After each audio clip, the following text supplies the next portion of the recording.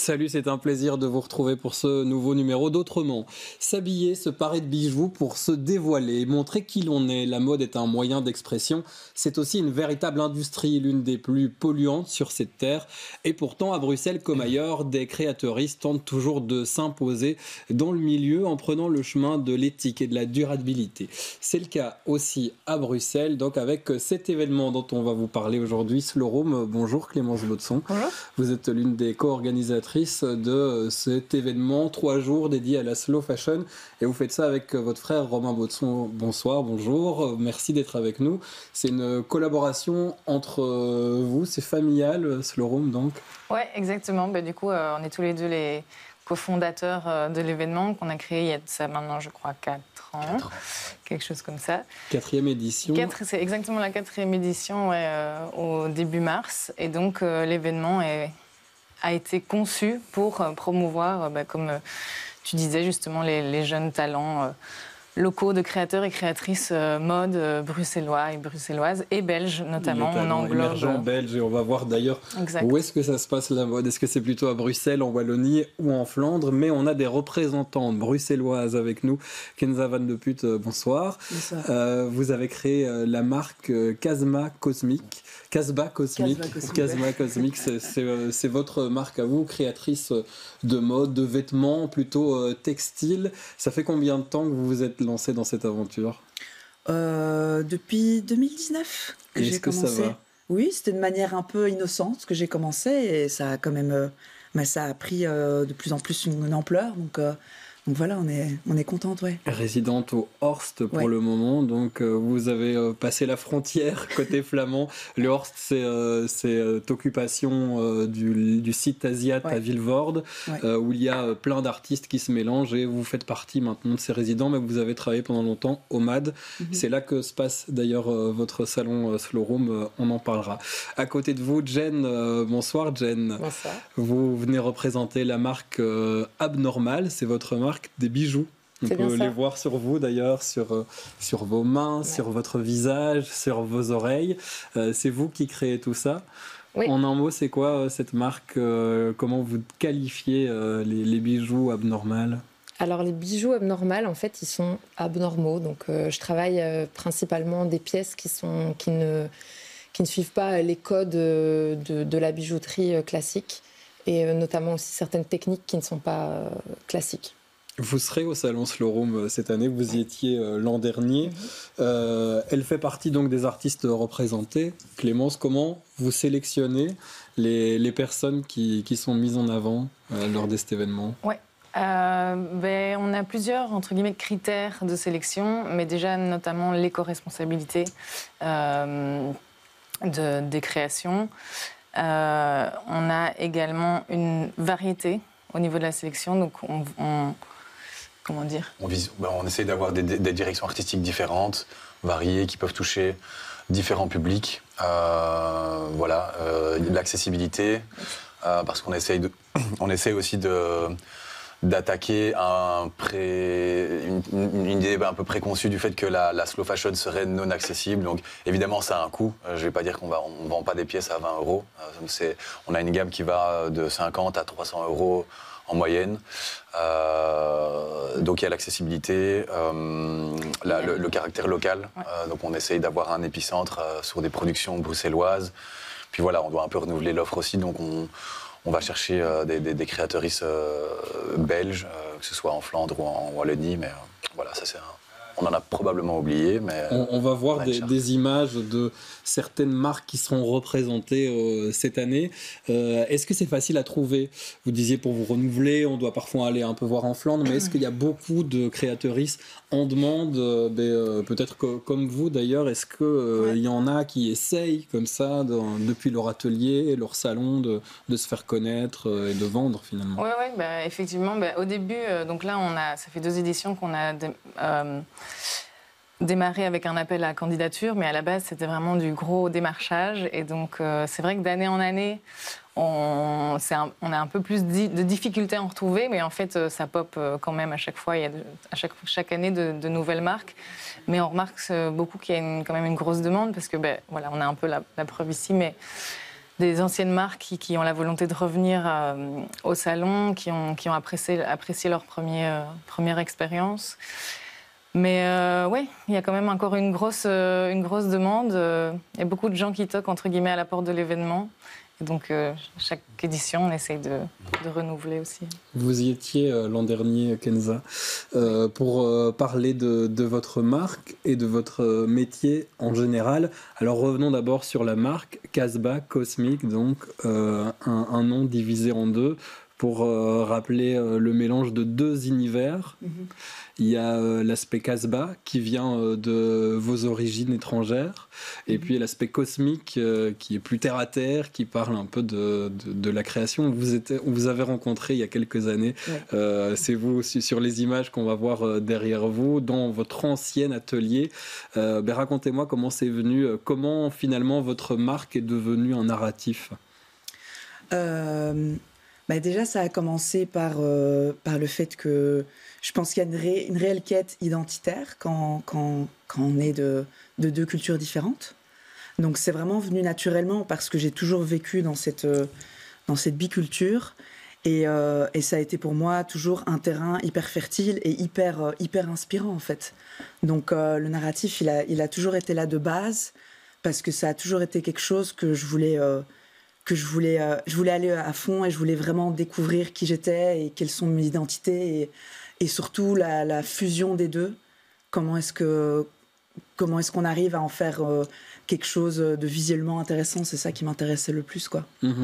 On voit que vous portez sur vous, d'ailleurs on l'a vu aussi sur les images, ce qui semble être une carte postale, une ancienne carte postale coloniale. Il y a un message politique aussi dans vos vêtements. Oui, en fait, c'est des cartes postales qui font partie d'une collection qui appartenait à ma mère. C'est des photos qui ont été prises par des Français à l'époque, en général.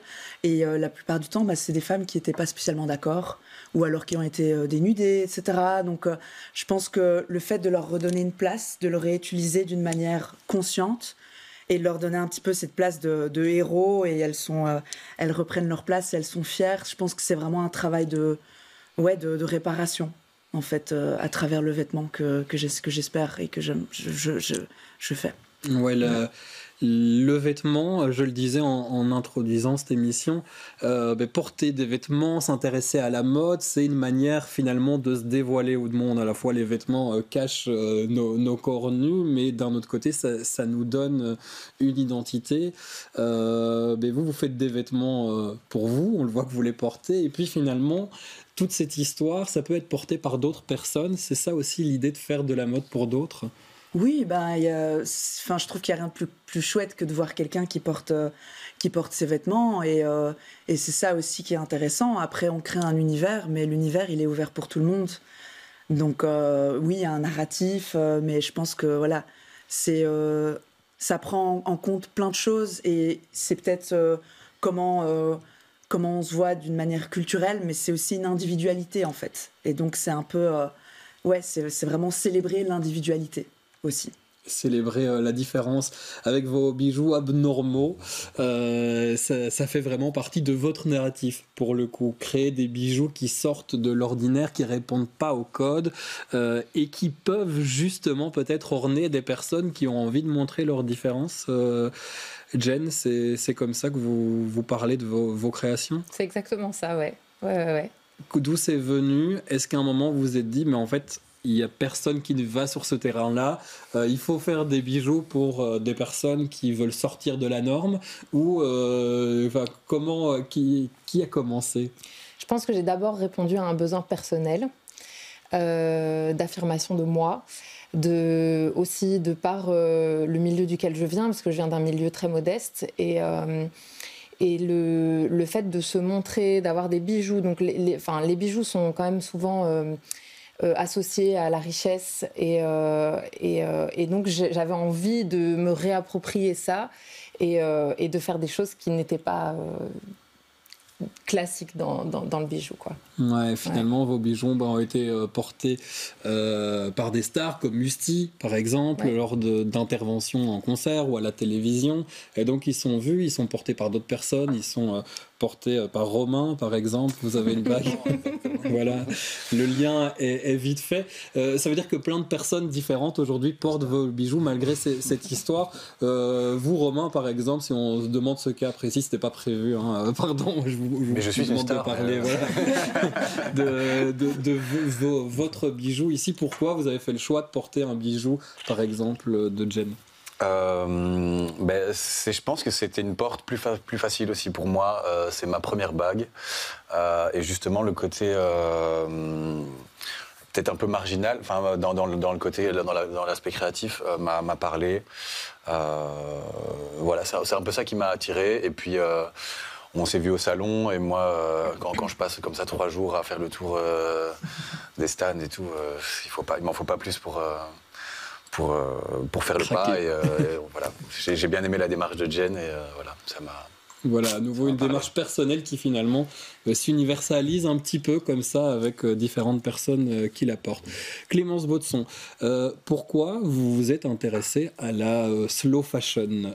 Pourquoi à un moment vous vous êtes dit tiens, on va rassembler tout le monde dans un salon, et pourquoi l'aspect slow vous a intéressé?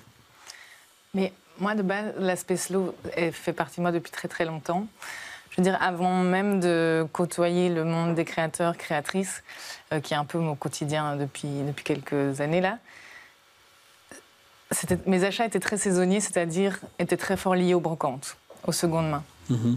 Et puis, j'ai déjà moi personnellement appris un petit peu la couture aussi, de quoi recomposer, retravailler un petit peu les pièces que je trouvais aux brocantes. Donc ça, c'est une première partie au niveau attrait personnel. Et pourquoi les créateurs, créatrices bruxellois? Déjà, en fait, ça fait quelques années maintenant qu'il y a beaucoup de marchés présents dans Bruxelles. Mais c'est vrai que j'ai toujours eu un peu une frustration, bien que je ne sois même pas créatrice, moi, de base. Mais et j'avais capté aussi la demande qu'il manquait un salon représentatif, enfin, spécifiquement mode, justement. Et donc, c'est un peu de ce constat-là qu'on est parti sur l'événement. Oui, mais en fait, si je peux compléter ce que Clémence disait, c'est qu'une des réflexions qu'on a eues au début, c'est que on constatait que, par exemple, il y avait beaucoup de marchés seconde main, beaucoup de marchés vintage, mais que cette porte-là amenait aussi sur de la surconsommation, sur de la surenvie, en fait, d'avoir une pièce tout le temps. Et alors que... Voilà, et donc, il y avait ça, le fait qu'il y avait déjà des marchés existants. Et c'est venu assez naturellement, l'envie de proposer un moment pour regarder un peu ce qu'il y a, en fait, à côté de chez nous, qui a de la créativité, qui a de l'accessibilité. Et aussi de créer un moment autour de l'achat. Et donc, de repenser un peu la consommation. C'est un peu cliché, mais c'est vraiment repenser l'acte d'achat, l'acte de la consommation. Et avoir la présence aussi des créateuristes sur place, pouvoir dialoguer, savoir ce qu'il y a derrière vos marques. Kenza, je vous regarde vous, par exemple, parce que vous y étiez. On a vu des images du salon d'il y a 2 ans. C'était au Sablon. Depuis l'an dernier, ça se passe au MAD, donc le lieu dédié à la mode à Bruxelles. Kenza, justement, ce rapport avec les consommateuristes, comment ça se passe? À quel point vous devez vous vendre, vous? À quel point vous pouvez rester honnête, je dirais, et franche sur votre métier? Et est-ce que c'est important pour vous d'avoir ces moments rencontres? Oui, mais de toute façon, à ma démarche, je pense qu'elle est assez authentique et ça se ressent. Donc, j'ai pas envie de vendre quelque chose. C'est les gens qui viennent et qui aiment bien et qui comprennent et donc ils vont acheter. Mais j'aime pas trop ce mot de dire je vends. Moi, je suis l'artiste. Sinon, je prends quelqu'un qui vend pour moi. Alors, mais après, oui, c'est clair que la proximité, elle est importante et surtout en tant que petite marque, c'est comme ça qu'on commence. On commence comme ça, on commence avec la proximité, on connaît encore ses clients, c'est des potes, c'est des petits marchés. Et après, seulement, on peut peut-être commencer autre chose. Mais c'est hyper important de commencer avec une base qui est forte, avec des gens qui reviennent, avec des gens qui vous soutiennent et avec des opportunités vraiment comme Slow Room, par exemple. Parce que, comme je disais tout à l'heure, c'est compliqué parfois dans le B2B d'avoir des shops, les magasins ils veulent des saisons, ils veulent 30 000 pièces, on ne sait pas parfois répondre à la demande en fait. Et du coup, c'est une on n'est pas dans industrie les un magasins. peu scrupuleuse. Alors, on imagine la mode hyper polluante, etc., des grandes marques qui travaillent mondialement, je le disais, de manière peu scrupuleuse. Et puis, même dans l'industrie plus locale, c'est compliqué de se mettre au diapason, vous diriez, d'être présente là où il faut, quand il faut. Pour des petits salons de créateuristes, par exemple, c'est parfois pas facile de suivre. Ça dépend, je pense que ça dépend de chacun, ça dépend, est-ce que vous avez des grosses productions, petites productions, après ça dépend aussi où est-ce que vous voulez être, et est-ce que vous voulez vous représenter, est-ce que vous voulez plutôt des marchés ou plutôt des shops. Sinon... Mais j'ai l'impression que c'est au niveau local, c'est relativement possible d'être présent, d'être présente là où il faut, entre guillemets, mais c'est une fois qu'il faut en vivre, là ça devient... les freins arrivent vite en fait. Ouais, votre situation financière, Jen, vous par exemple, est-ce que vous vivez de ces bijoux, de la vente de ces bijoux? Non, malheureusement pas. Non. Pour l'instant, c'est trop compliqué. Ouais, c'est comme le disait... Kenza, en fait, le fait de devoir d'être seule déjà, de créer seule, là on rentre dans la problématique du temps et donc j'arrive pas même si je voulais produire plus, je ne pourrais pas pour l'instant produire plus et gagner donc plus ma vie avec les bijoux. Comment il faut le faire? Quel pas on doit passer? Kenza, vous vivez de vos productions? Pas encore, mais je fais des projets sur le côté en fait plus artistique, des installations, des stylings, etc. Donc voilà. Qui la rapportent un peu plus et qui vous permettent du coup de continuer à créer. Ouais, si jamais je cherche des investisseurs, ça je dirais. J'ai l'impression aussi qu'un des enjeux, c'est de trouver entre guillemets, la main-d'œuvre et les corps de métier auxquels vous pouvez sous-traiter une fois que la production les ateliers qui font pas beaucoup aussi, il n'y en a pas beaucoup déjà. Ouais, c'est ça. Des petites quantités. Il y a un savoir-faire qui a disparu et donc l'enjeu c'est de recréer un peu ces corps de métier-là. Toutes les chaînes de production. Alors ça bouge un peu à ce niveau-là, Clémence, Romain. Il y a des choses qui se passent, il y a des ateliers qui se créent, mais ça bouge pas assez vite, vous diriez. Enfin, il y a on le voit quand on couvre l'actualité à Bruxelles, il y a une initiative par-ci par-là qui nous fait penser qu'il y a un espoir que ça bouge. Est-ce que ça bouge assez vite? Au niveau du coup du savoir-faire et du partage, de la circularité aussi des métiers et des matériaux pour le textile par exemple. Moi je trouve qu'il n'y a pas suffisamment d'initiatives en termes d'ateliers peut-être et présents à Bruxelles pour justement aider les jeunes créateurs et créatrices qui sont du coup souvent, c'est mon avis, mais souvent amenés à devoir produire seuls, et puis il y a le coût aussi que ça demande. Mais ouais, effectivement. Mais du coup, c'est pour ça que nous, entre guillemets, notre expertise de pouvoir amener une vitrine, ne fût-ce qu'une vitrine, et d'éviter aussi de payer un loyer pignon sur rue, par exemple. Oui, c'est ça. C'est une fois sur l'année, on peut voir ces créations.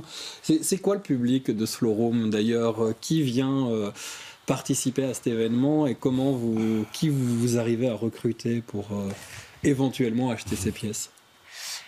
C'est quoi le public de Slow Room? C'est pour moi ou pour toi? On peut se la partager si tu veux. C'est un peu des deux. En fait, il y a un public, pour moi, il y a 50% du public qui est conscient déjà de ce que c'est la slow fashion et qui sait déjà ce qui va plus ou moins y avoir comme prix, qui est vraiment conscient de ce que c'est aujourd'hui de créer slow. Et il y a un autre public, mais qui vient aussi du fait qu'on a toute une partie musicale, qui vient du fait du bouche à oreille, mais qui ne connaît pas encore forcément le projet, qui est peut-être un peu moins conscient de ce que c'est aujourd'hui la slow fashion, de ce que ça implique comme prix, Et au final, ce qui est chouette, c'est que, comme on disait, c'est un moment où on peut beaucoup discuter avec les créateurs, les créatrices. Et donc là, il y a un espèce de déclic de conscience. Donc voilà, moi, je parle de cette partie de public-là. Je sais que... Ouais, l'objectif de Slow Room, c'était quand même de sortir la slow fashion des initiatives de niche, souvent parfois un peu connotées, justement comme trop niche ou comme c'est ce qui est en fait éco-responsable va être chiant ou un truc comme ça. Et donc le but, c'était de toucher déjà, sensibiliser le public à ce niveau-là, de toucher un public qui est moins, entre guillemets, modeux, Voilà, d'aller toucher vraiment des gens qui sont moins dans les circuits de mode.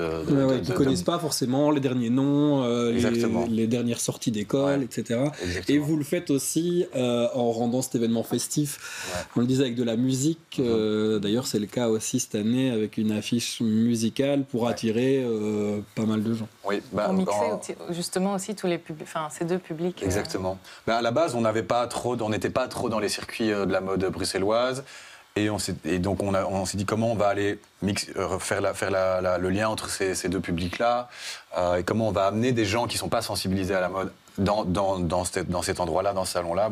Moi, j'ai beaucoup d'expérience dans l'organisation d'événements festifs, de festivals, de musique. Et donc, on a un peu amené cette force-là sur le projet pour le rayonnement, pour en fait servir son rayonnement et attirer un peu un public. Et ça marche bien pour l'instant.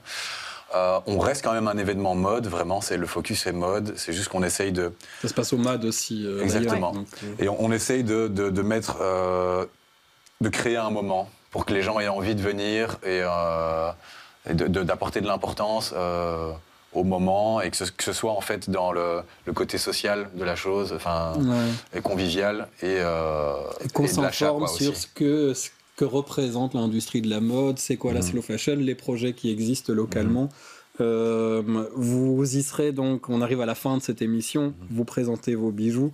Il y a d'autres partenariats aussi que vous faites, c'est des endroits intéressants pour vous aussi, je voulais dire, pour rencontrer d'autres créatrices et savoir comment ça se passe, puis faire éventuellement des collabs, on ne sait pas. Exactement, ouais. L'année dernière d'ailleurs, après la Slow Room de l'édition précédente, j'ai eu beaucoup d'opportunités de collaboration avec d'autres marques qui m'ont apporté énormément. Parce que vous apportez les bijoux et que des créateurs textiles pourraient se dire tiens, ça pourrait bien fonctionner. Donc, tout à fait. C'est pour ça aussi. Kenza, vous ne serez pas présente cette année. Oui, mais où est-ce qu'on peut retrouver vos créations ? Où est-ce qu'on peut vous rencontrer ? Et comment ça se passe si on a envie d'en connaître un peu plus sur... mais pour le moment, donc, mon atelier il est à Asiat Park, à Villevorde. Donc voilà, je suis bien évidemment ouverte si quelqu'un veut venir visiter l'atelier sans problème. J'ai mon webshop qui est toujours d'actualité. Et puis il y a une collection qui est en préparation sûrement pour mai. Mais voilà, là je suis un petit peu focus sur l'installation que je suis en train de travailler pour le Horse Festival qui aura lieu en mai. Voilà. Sur les réseaux aussi, on peut... Sur les réseaux, et puis je suis présente aussi chez Flash Capsule, à rue des Chartreux. Ouais. Et donc ça, c'est un magasin où il y a plein de créateurs, créatrices représentés, et on voit vos pièces, en effet. Il y a mes pièces là-bas, Maison Constantine à Paris, et chez Selima Optique à New York. Voilà. C'est pour le moment... les trois un peu promo et comme quoi ça fonctionne et on voit que votre marque en effet ça veut dire que vous arrivez à faire parler de vous arrivez à faire de la mode qu'on adore et c'est pour ça qu'on aime vous montrer sur la télé locale bruxelloise et mais ça montre aussi que vous avez encore du mal à en vivre, donc si on a envie que ça continue des projets comme ça, il faut les soutenir évidemment. C'est pour ça que Slow Room existe. Alors Slow Room, Clémence, on l'a pas assez dit, mais il n'y a pas que... C'est pas juste des stands de créatrices, il y a des ateliers aussi, il y a de la musique, on en a parlé, mais il y a des ateliers précis sur des techniques précises d'upcycling, de comment on rénove ses vêtements. Exactement, il y aura du coup, si je ne me trompe pas, 5 ateliers de réparation sur textile. Et donc, il y aura plutôt deux ateliers type performance où on pourra un peu analyser le savoir-faire d'artistes qui répare un vêtement, parce qu'en fait, c'est pas parce qu'on a un trou dans un vêtement qui doit être jeté. Il faut le jeter, c'est ça aussi l'idée du slow, évidemment. Exactement, c'est la circularité de la chose. Et puis, d'autres ateliers plus participatifs. Donc, et une conférence aussi. Et une conférence le vendredi. On accueille le collectif Free Antwerp qui vient parler de la réalité justement de la production circulaire. La réalité de sa marque. Exactement, oui, tout à fait. Donc ça se passe au MAD le 7, 8, 9 mars. Ouais. C'est payant. Comment on fait pour s'y rendre? Et est-ce qu'il faut prendre ses places à l'avance? Ah oui, il faut toujours prendre ses places à l'avance. Mais c'est une édition un peu spéciale parce qu'on passe en entrée payante. Après, on considère que c'est plutôt un PAF. Voilà, c'est parce qu'il y a une boisson offerte. C'est juste que la réalité de l'événement, la viabilité de l'événement commence à exiger qu'on réfléchisse au modèle économique. Et, voilà. Mais on ne voulait pas imputer ce poids-là sur les créateuristes qui ont déjà des réalités plutôt, souvent précaires. Et donc, on s'est dit qu'une petite entrée de 7 € avec une boisson offerte n'était pas trop demandée au public. Et donc voilà, on passe en entrée payante cette fois-ci, mais... Avec un beau programme. Avec un beau programme, ouais, Ouais, de la un musique. long programme. De la Allez musique voir tout du long. sur Internet. Vous êtes repris dans pas mal de sites. Le site du MAD notamment. Exactement, Évidemment, ouais. c'est là que ça s'organise. Sur notre page Instagram. Mais on parle de vous un petit peu partout. Merci à tous les quatre d'avoir été nos Merci. invités. Suivez les projets locaux bruxellois. On vous le rappelle assez souvent dans cette émission. Merci d'avoir passé le début de soirée avec nous. Je vous retrouve très bientôt pour un prochain numéro d'Autrement.